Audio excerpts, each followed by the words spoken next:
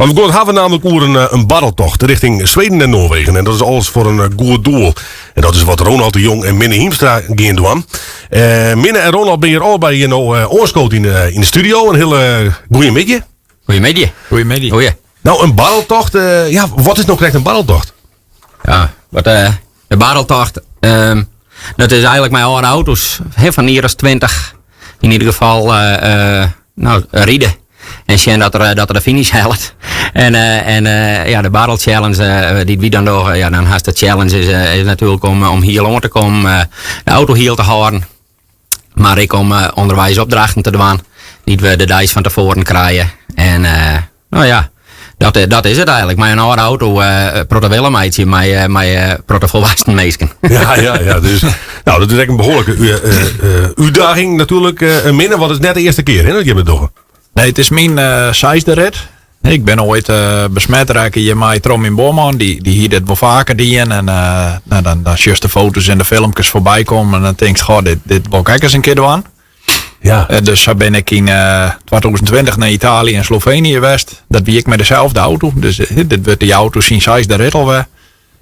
En wie op een gegeven moment, dat wie denk ik de vierde keer dat ik voor het zo, ja, dan hie ik al even niet in nodig. Want ja, alleen nog reden is ik niks. Je moet ook een goede navigator hebben en in die wat helpen kan bij opdrachten. Ja. Toen ben ik bij Ronald uitgekomen van, worst doe ik eens een keer mee. En zo waren dus Ronald ik weer besmet raken.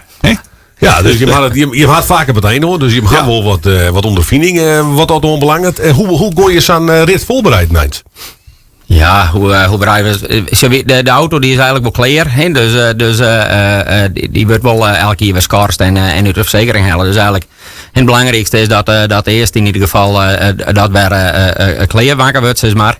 En dat er weer een APK op komt. Hè? Maar dat maak ik natuurlijk verplicht wel, maar daar ben ik net zuinig in.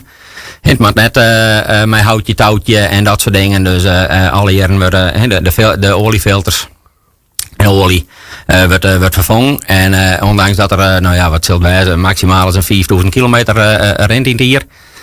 En de rijmerij goed naar maar dat is natuurlijk belangrijk. De band met goed wijzen en dat soort dingen. Ja, en verder die auto, ja, die riet eigenlijk wel. Dus de voorbereiding zit er vooral in dat steek en poetsen. En van binnen even helemaal en eigenlijk de naaie stickers er weer even wat op voor de sponsors en dat soort dingen. Ja, want ik ben heel benieuwd. Want wat kom je al je zien op zo'n reis? Want je pakt eerst de nachtboot of vanuit Nederland vertrek je maar een hele groep in, begrijp ik. Ja, wie vertrekken vanuit Winschoten. En dus vlak bij de grens. En dan gaan we naar Travemünde. Dus daar, maar in de media rijden we daarheen. En dan op Jonti, dan pakken we de nachtboot naar Trelleborg. Dat is dan maar vlak bij Malmö in de buurt, onder in Zweden. Ja. Nou, en dan begint de tocht, zeg maar, door Scandinavië. Ja, dan is het door wintersomstandigheden zien dat alles goed gaat. Je bent mijn groep, hè? Je bent net dat je met een auto, je bent wel mijn groep. Ja, we rijden in een groep van zo'n 5 auto's. Er zijn 3 teams uit Dokkum deze keer, waaronder wij zelfs. Nog een team uit de Rottervallen, dus ik wel uit de regio. En die ben nog heel druk bezig om de auto klaar te maken, want die heeft echt nog wat tot de laatste dag werkelijk ook. En nog een team uit Rotterdam, daar heb ik wat kunde omkregen door de jaren heen. Dus wij rijden zelfs in een groep van 5 auto's, maar in totaal ben er ook wel zo'n 50 teams die het meedogen. Ja. En de organisatie rijdt zelfs ook mee. Ja, want de dag van vertrek komt steeds dichterbij. Hè? Dat is ergens na je week hier begrepen? 29 januari. Ja, dus toen was je een week. Ja, toen was je een week. Dus dat gaat ook best wel snel. En ja, je doet het echt voor een goed doel. Hè? Kun je daar meer over vertellen? Ja, je weet toch dat de laatste jaren haast elke jaar wel in januari. Zeg maar, midden in de winter, dat past dus bij net wel wat qua werk. En verleden jaar wie ik in Zweden. En zo kreeg ik bericht van mijn mem. Die zegt, hij is ik wat uit het werk raken. Botlast van het schouder. En nog ieder dat ik al wat voordat ik voor het ga. Maar het wie er net beter op worden. En zo week weer om. De wie is met me dat, met de vrouw en de band op jullie beschiet. En toen zei mijn vrouw al, mijn vrouw was arts, die zei, het leek het net helemaal goed met hem. Last van de jarm en last van de skonk. En een paar dagen later is mijn vrouw met mijn heid naar het ziekenhuis gegaan voor wat controles. Ja, en toen kwam er helaas slecht nice uit. De tumoren op de rechter hersenhelft.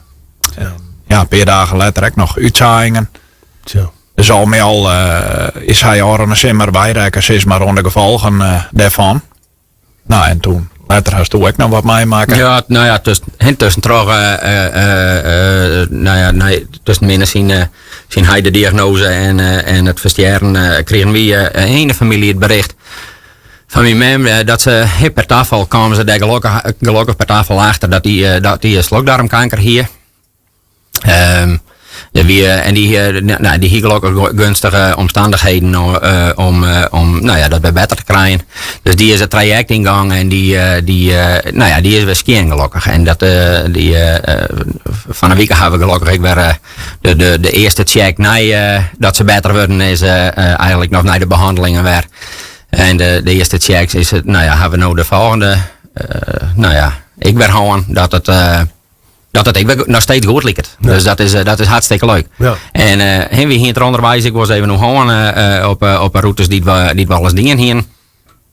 Van helemaal, er zijn altijd wel eigenlijk wel teams die een team die het mij doet voor het goede doel en dat soort dingen. En ik zei, nou, dat lijkt het me nog eens wat mooi. Menen lijkt dat wel mooi.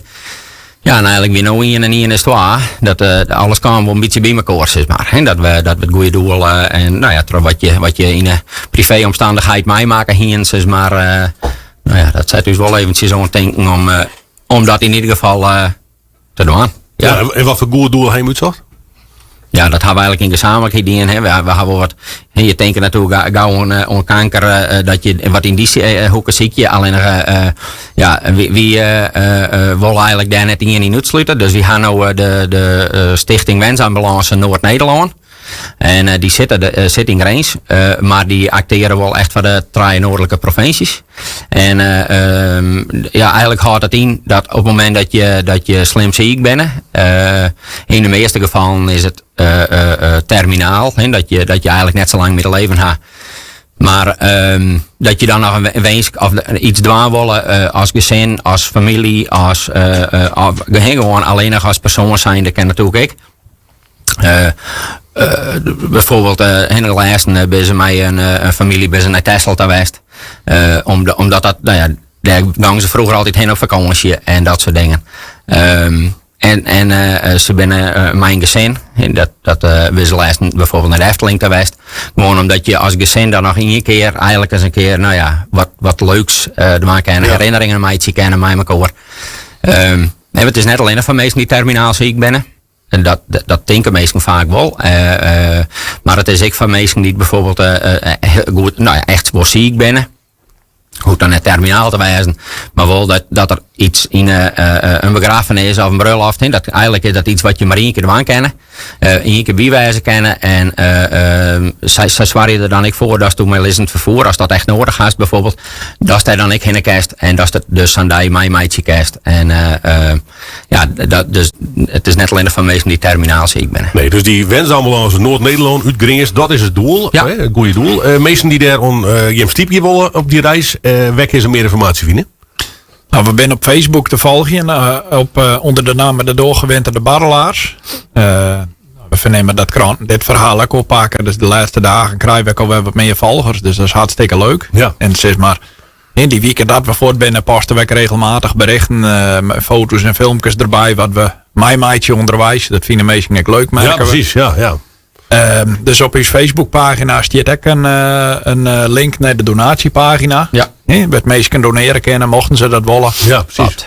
Ja, en ze hebben meestal wel een vaste groep van bedrijven die dus elke keer wel wat sponsort. Nou, die heb ik de meesten inmiddels alweer benaderen en die vonden dit ook prachtig mooi. Ja. Dus alles is te vinden op die Facebookpagina. 29 januari dan gaat die reis verstaat richting Zweden en Noorwegen, hier begrepen. Ja. En dat is al je te volgen op je Facebookpagina. Heel veel succes, alvast een heel goede reis. En Tiger, bedankt voor de komst naar de studio. Ja, super, jij bedankt.